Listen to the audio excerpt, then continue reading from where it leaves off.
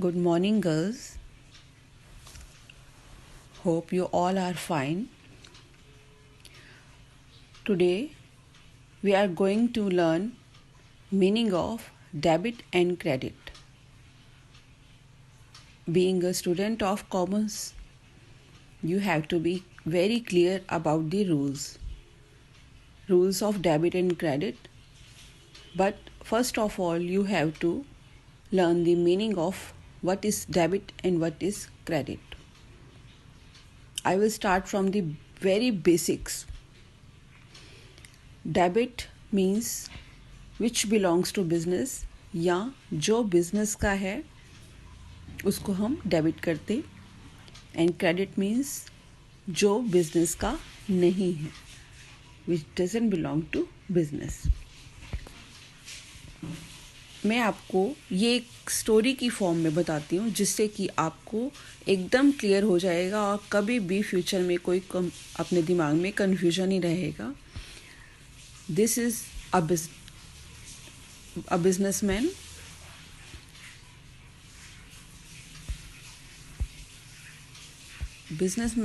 Ram started a business, Ram textile business.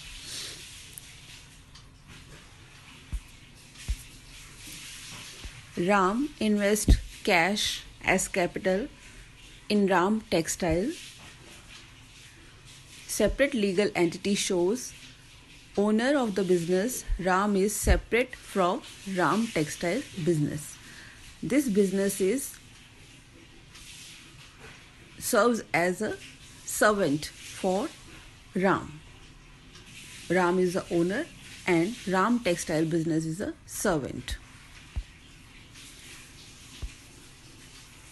Ram invested cash as capital and business purchased land, building, machine, furniture and fixtures and goods, stocks. These are all called assets of business.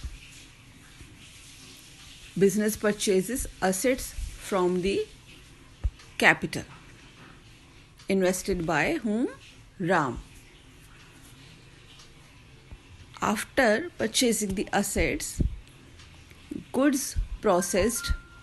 In the processing of goods, we have to give salary to the employees and electricity bill, etc. So these are all called expenses of the business. Is that clear, beta? Land, building, machine are assets, expenses of business. जो भी खर्चे business ने अपने goods को process करने के लिए और उसको सेल के लायक बनाने के लिए किए हैं. देन सेल, जब भी सेल बने हुए सामान को बिजनेस सेल करता है, सेल करने के बाद उसमें से परचेजिंग की कॉस्ट, जितना हमने रॉ मटेरियल परचेज किया था या जो खर्चे किए थे वो लेस कर देते हैं, तो क्या आता है? प्रॉफिट. जैसे ही प्रॉफिट आता है, राम कहता है कि प्रॉफिट मेरा है, क्योंकि बिजनेस किसने इस्टेब्लिश किया है? राम ने. तो खर्चे, असेट सारे किसके हुए? बिजनेस के. बिजनेस ने खरीदे थे. जितना भी प्रॉफिट हुआ वो सारा राम का हुआ. अगर राम को कोई प्रॉफिट नहीं मिलेगा तो वो आगे बिजनेस को कंटिन्यू नहीं करेगा.